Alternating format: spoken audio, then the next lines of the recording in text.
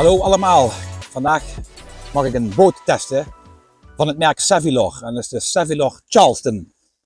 Het is een tweezit opblaasbare kajak voor 2 personen, 1 volwassene en een kind. Maximaal toelaatbaar gewicht 160 kilogram.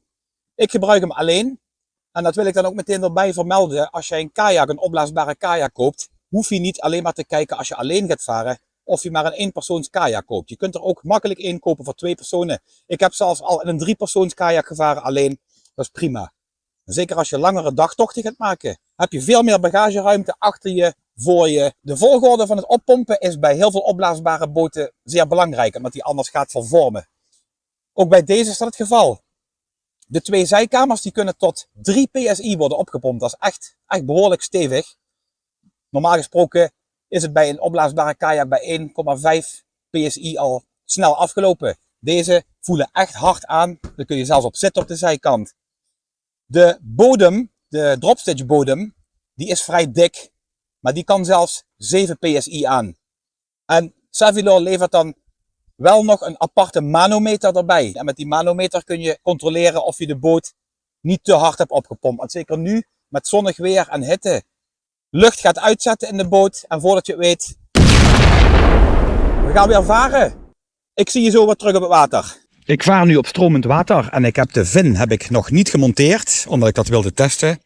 En wat ik merk is dat bij het rechtdoor varen gaat dat prima, ook zonder vin, op stromend water. Maar zodra ik stop met peddelen, dat ga je nu zien, dan ga ik toch vrij snel om een as heen.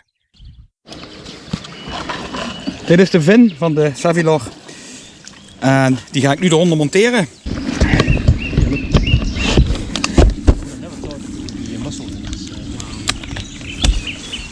Zo, nu heb ik de vin gemonteerd en dat scheelt een heel stuk. Je ziet het, ik ga gewoon mooi rechtdoor.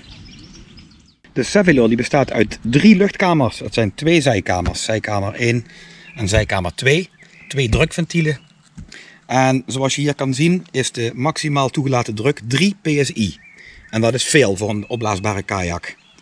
En dan in het midden van de kajak hebben we een dropstitch bodem van een centimeter of 8, 9 dik.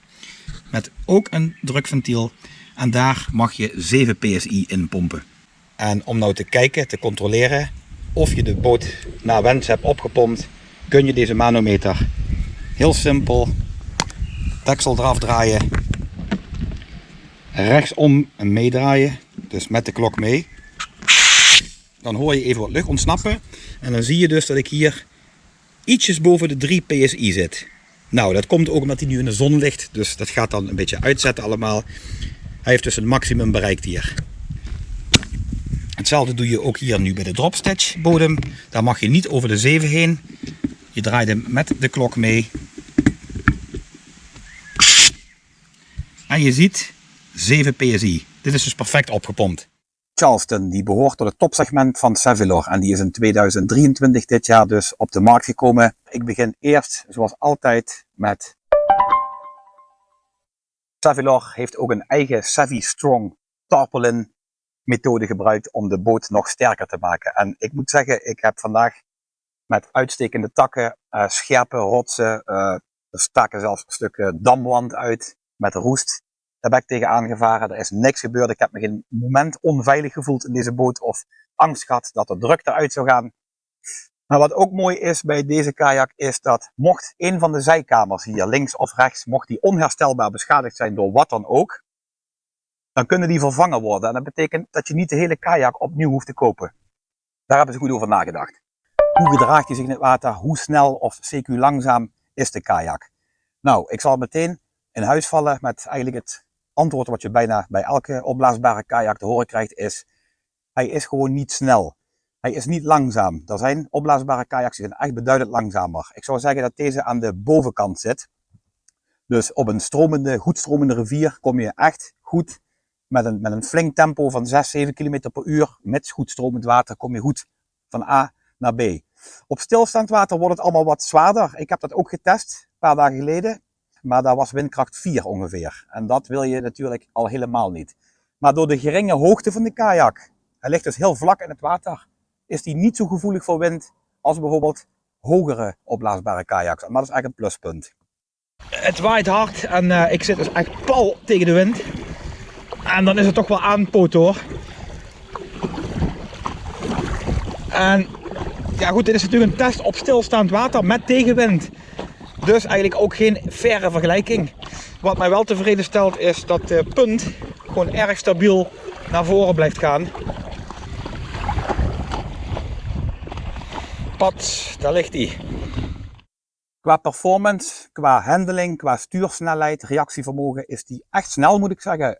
Je hoeft echt heel weinig moeite te doen om zeg maar, een draai te maken op het water, een snelle draai of om bijvoorbeeld op wildwater. Want Savile claimt ook met deze Charleston op wildwater te kunnen varen tot wildwaterklasse 2, heb ik begrepen.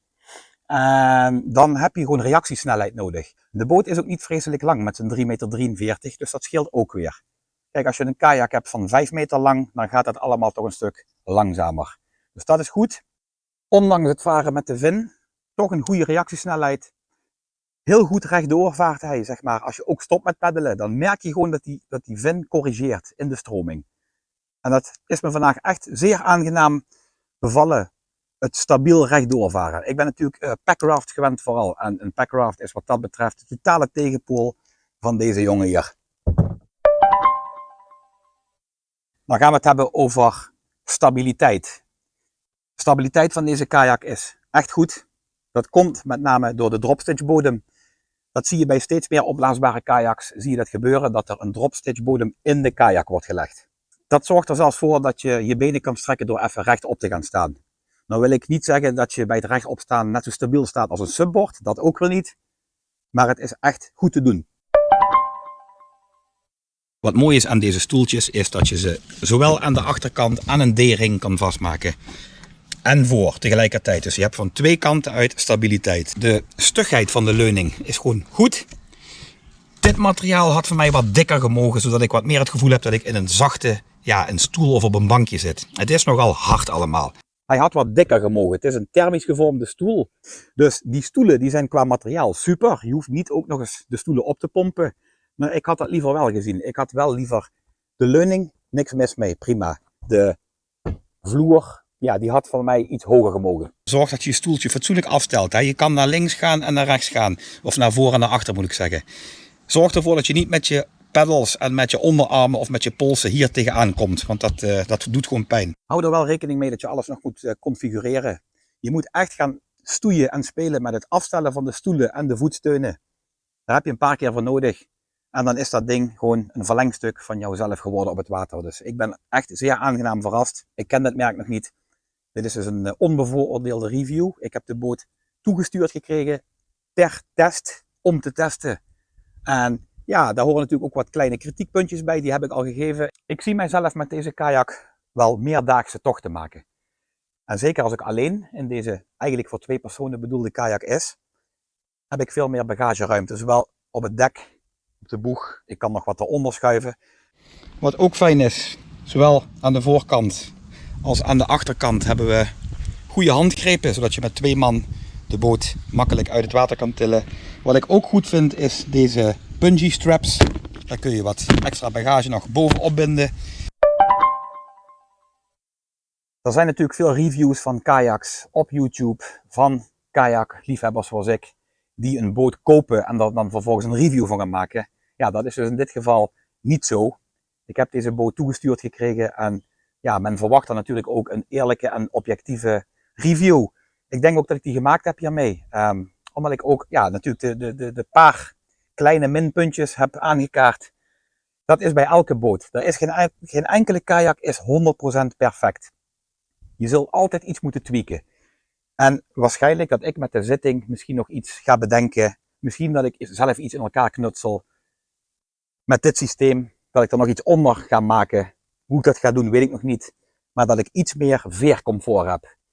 Maar ik kan me ook voorstellen dat er mensen zijn die daar geen last van hebben. Die gewoon zeggen, ja, dat zit bij mij prima. Op het moment dat ik de boot kreeg toegestuurd, ligt deze voor €1100 ongeveer in de schappen.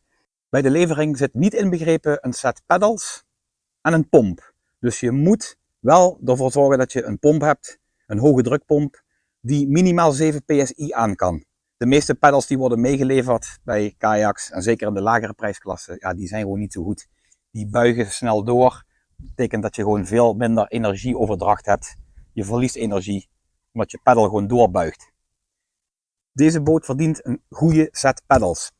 En wat is de doelgroep?